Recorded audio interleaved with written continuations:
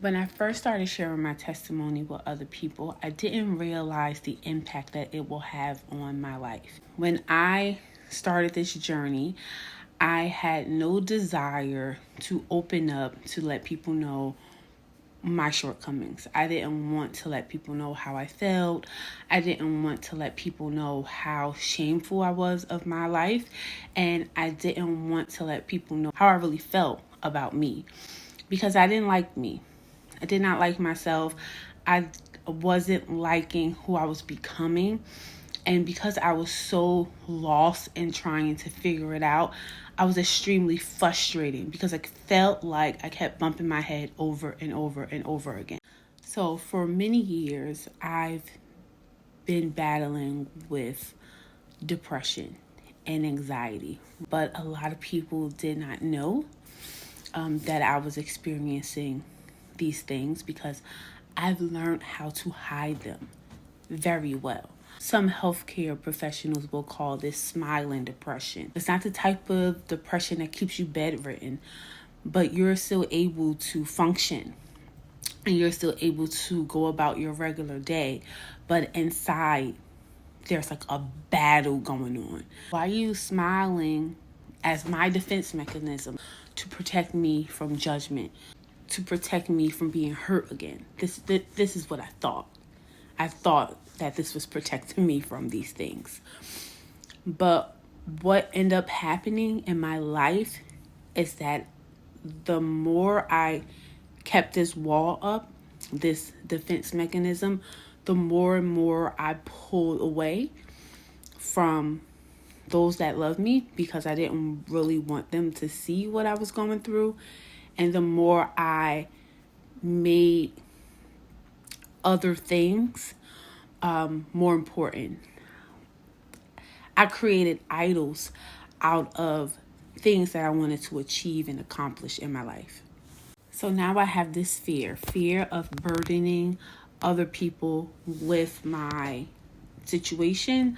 There's this fear of not being enough.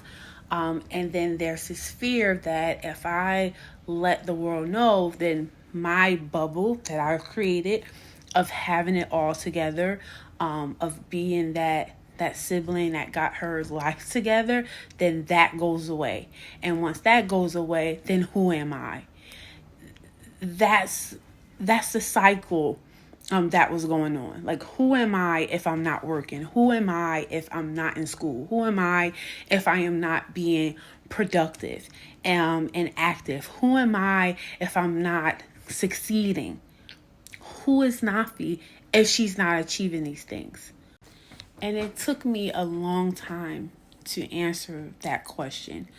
But things shifted in my life when I experienced my first abortion. I carried it until now. I've carried it.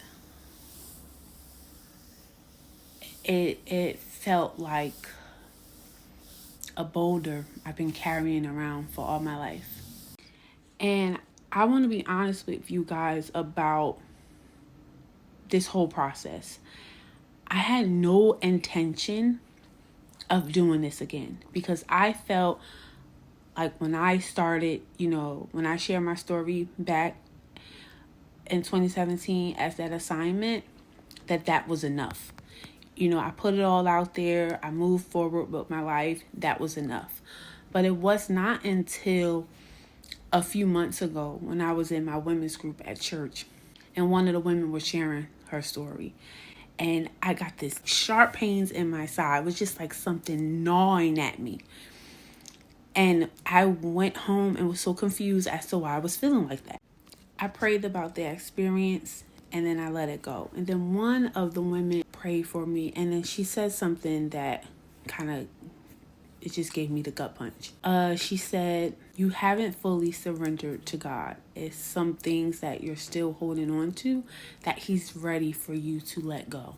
In my mind, when I first started my journey, sharing my story back then, I thought I did my part. I opened up. I let God know what was going on, how I was feeling, all the stuff. But I ignored the things that I've buried. But at that moment, God was saying it's time. And when you share your story, you share the whole story. Now, I knew it was things that I haven't given to God. I knew that. And I knew that that lady saying what she said as she prayed for me, I knew that that was God's reminder that it was time. It was time for me to give it to him. All of it. Every area of my life.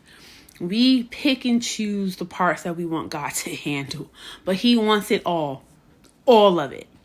So when I wrote my life story down, I knew that I had to share it with my family because it was parts in that story that they just did not know. I have become so good at hiding. You will only know that something is going wrong if I tell you there's something going wrong.